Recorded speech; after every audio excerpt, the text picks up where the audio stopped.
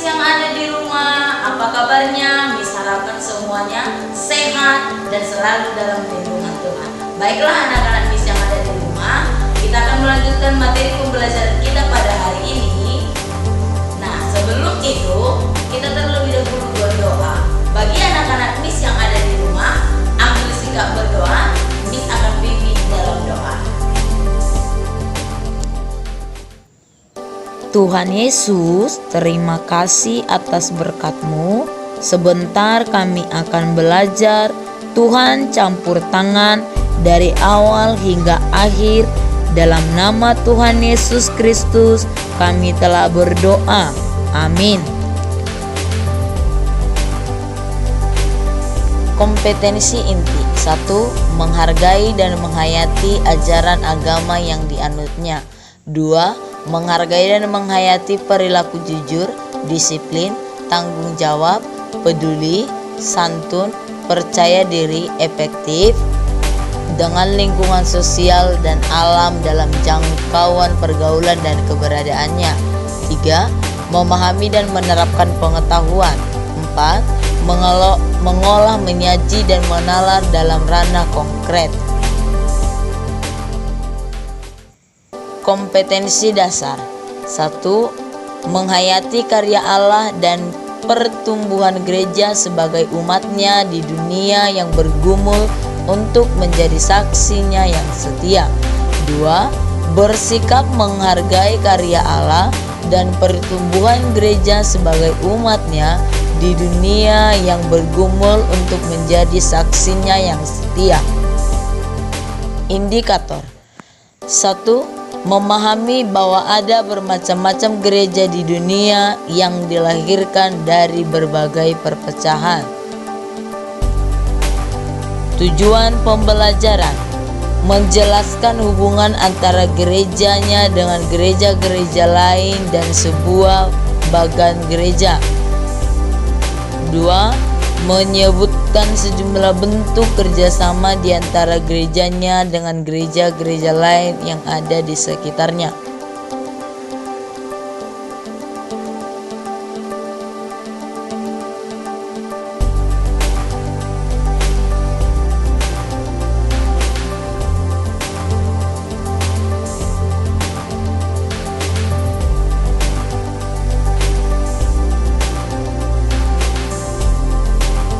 Gereja yang terpecah-pecah. Perpecahan pertama. Pada perjamuan terakhir bersama murid-muridnya, Tuhan Yesus berdoa agar murid-muridnya dan semua pengikutnya tetap bersatu. Tampaknya sejak awal sekali Tuhan sudah menyadari bahwa murid-muridnya akan terancam perpecahan. Pada sekitar tahun 50 Masehi, diadakan persidangan di Yerusalem yang dikenal sebagai Konsili Yerusalem atau Konferensi Apostolik.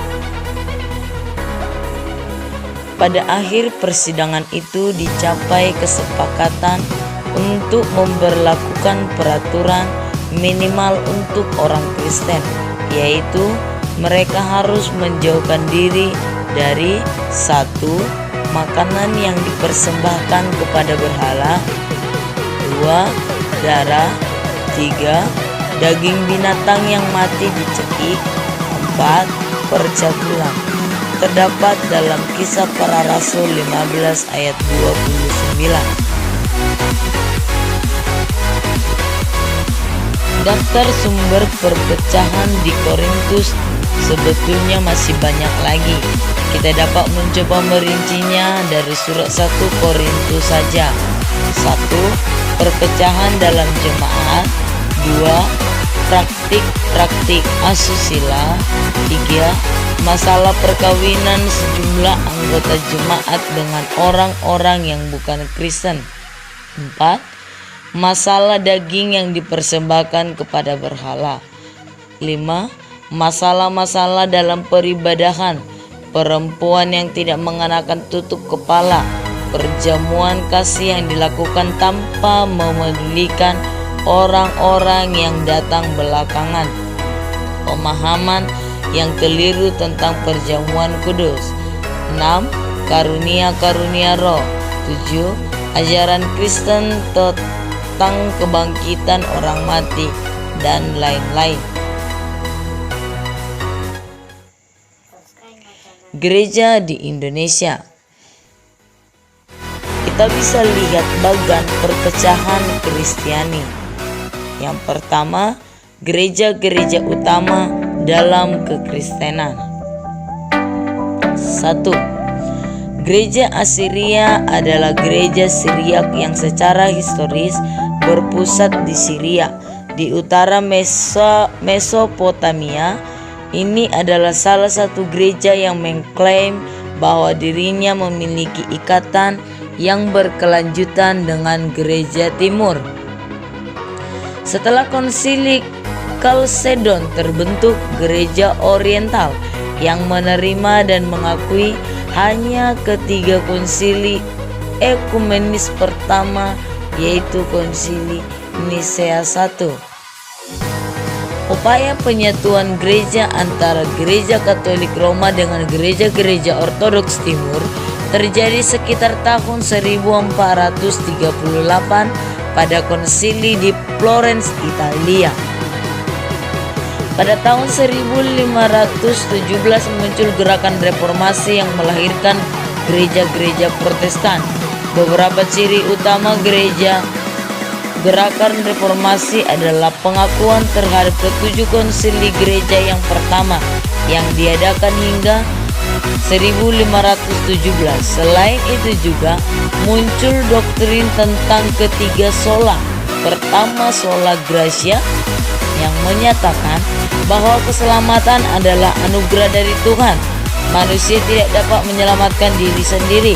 Kedua, sola fide yang mengakui bahwa keselamatan hanya diperoleh melalui iman kepada Yesus Kristus dan bukan karena amal atau perbuatan baik.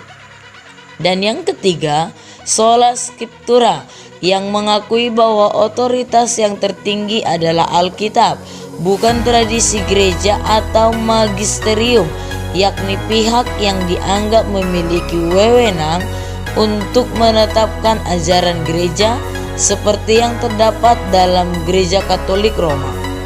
Oleh karena itu, gereja-gereja Protestan menolak kedudukan Paus yang oleh umat Katolik Roma dianggap sebagai pemimpin yang harus ditaati keputusan-keputusannya. Dari perpecahan setelah abad ke-16 muncul berbagai gereja seperti gereja Anglikan atau Episkopal yang sering pula disebut sebagai Via Media atau Jalan Tengah. Anabaptis muncul hampir bersamaan dengan gereja reformasi yang dipimpin oleh Luther dan Calvin. Kaum Anabaptis merasa bahwa reformasi yang diusulkan Luther dan Calvin tidak cukup radikal di Indonesia. Gereja-gereja yang tergolong dalam aliran Anabaptis adalah Gereja Kristen Muria Indonesia, Gereja Injili di Tanah Jawa, dan Jemaat Kristen Indonesia yang umumnya berada di daerah Jawa Tengah bagian utara.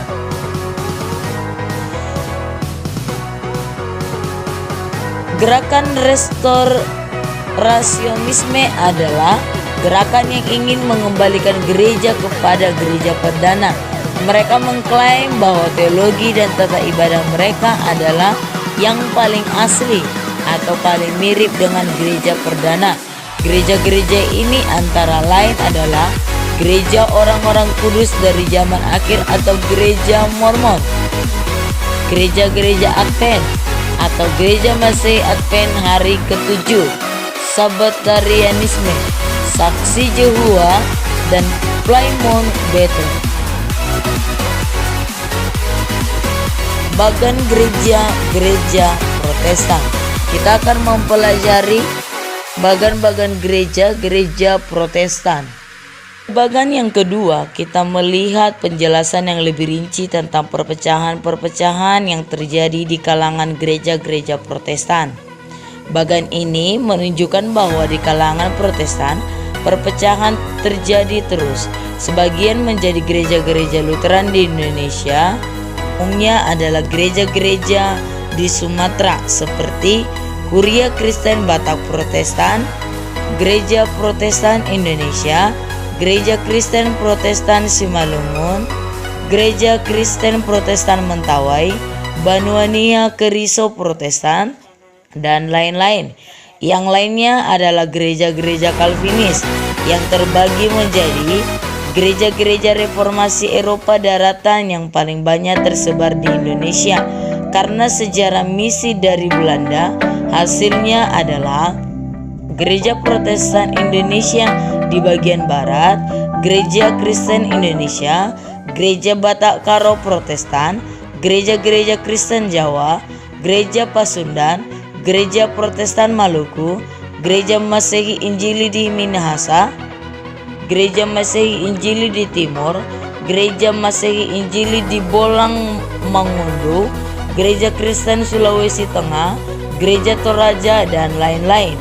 Dan Gereja Presbyterian yang umumnya menyebar di negara-negara berbahasa Inggris atau bebas koloni Inggris, Skotlandia, Amerika Serikat, India, Malaysia, Singapura, Filipina, dan lain-lain. Gereja Anglikan hadir di Indonesia terutama melalui kehadiran orang-orang Inggris, Australia, dan Selandia Baru. Di Indonesia hanya ada satu gereja Anglikan yang terletak di Jakarta Pusat. Gereja Metodis muncul di lingkungan gereja Anglikan ketika John Wesley, seorang pendeta Anglikan, mengemukakan tentang pentingnya pembaharuan rohani dalam kehidupan setiap orang Kristen. Di gereja Metodis pula lahir gereja Adventis yang dimulai dengan perhitungan-perhitungan yang dilakukan oleh William Miller tentang kapan Yesus Kristus akan datang kembali. Pentakostalisme muncul sebagai kelanjutan dari gerakan kesucian ketika sebagian orang merasa bahwa Roh Kudus kurang mendapatkan tempat di dalam kehidupan orang Kristen, dan gereja ini sering disebut GPDI, GPI, atau Gereja Pentakosta Indonesia.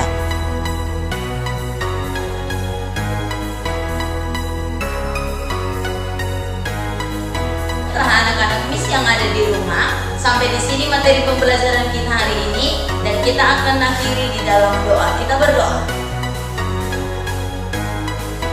Tuhan, kami bersyukur atas gereja kami yang telah Engkau ciptakan di dunia. Engkau telah memanggil kami, orang-orang berdosa yang Engkau ingin pakai untuk menjadi penyalur berkat-berkat-Mu di dunia. Tolonglah kami anak-anak-Mu agar kami tidak menjadi orang-orang yang egois, yang hanya memikirkan dan mementingkan diri kami sendiri. Tolonglah kami agar gereja kami benar-benar dapat menjadi garam dan terang di dalam dunia. Dalam nama Tuhan kami Yesus Kristus kami berdoa. Amin.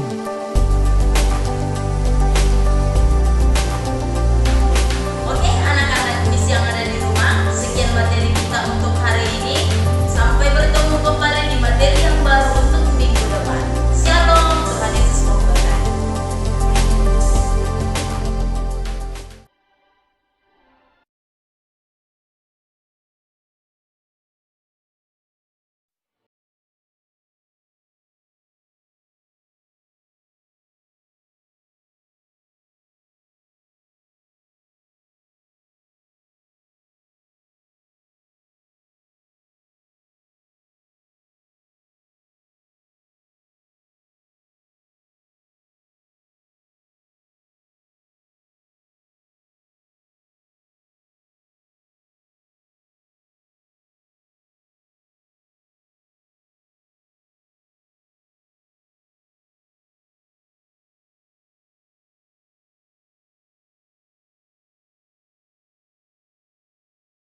Tuhan, kami bersyukur atas gereja kami yang telah Engkau ciptakan di dunia. Engkau telah memanggil kami, orang-orang berdosa yang Engkau ingin pakai untuk menjadi penyalur berkat-berkat-Mu di dunia. Tolonglah kami anak-anak-Mu agar kami tidak menjadi orang-orang yang egois yang hanya memikirkan dan mementingkan diri kami sendiri. Tolonglah kami agar gereja kami benar-benar dapat menjadi garam dan terang di dalam dunia. Dalam nama Tuhan kami Yesus Kristus kami berdoa. Amin.